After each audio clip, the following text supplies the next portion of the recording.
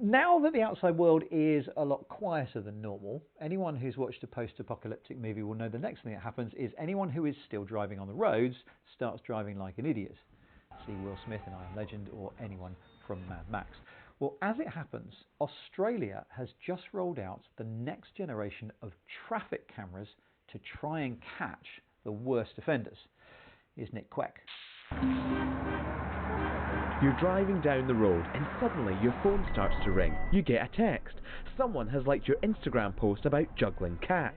No, not the callous lobbing of pets into the air kind, the performing felines with great dexterity kind. You want to answer, you need to answer, but if you're driving around New South Wales, chances are you're being watched. Hello.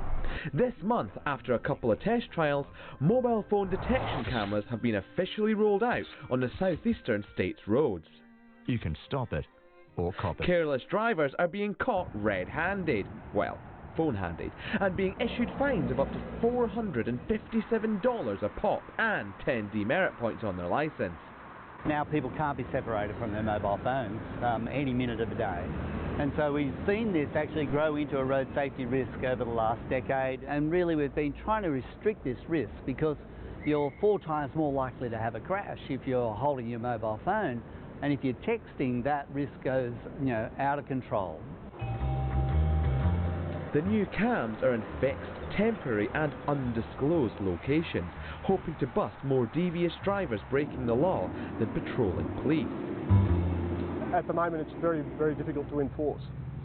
This system behind me is able to perform an automatic review of traffic. It's looking at every vehicle that passes the checkpoint, and it does it day or night, in all weather, tirelessly, and automatically filters out the majority of people who are driving their vehicles correctly. The heads-up system takes 3 photos in infrared and runs them through a custom-made algorithm. So this is a representation of what the camera system can see in its fixed and temporary locations. We've got the camera here, and on the monitor we'll see what the AI thinks is going on. So if I put the image in front of the camera there, you can see the AI system's immediately identified the driver, and it's associated an offence score of in the mid-90s. That person's in fact holding a water bottle in their hand, and they've got a mobile phone in their lap. So definitely not the safest of drivers. So now let's show an image of someone not breaking the law and just driving normally and see what it picks out. And it's given it a relatively low offence score.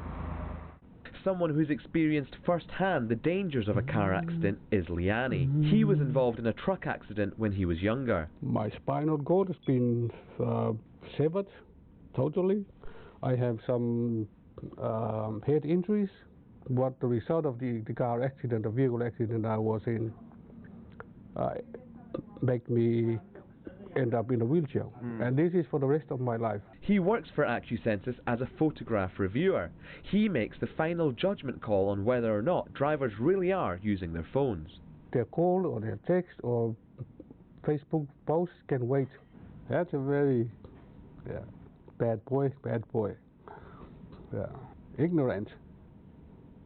95% of the photos taken by the cameras are immediately binned. Only around 5% make it to people like Liani. And the photos are cropped and blurred, so only the driver of the vehicle is visible. The interesting thing is that between that pilot and the warning letters, the offending rate dropped by more than half.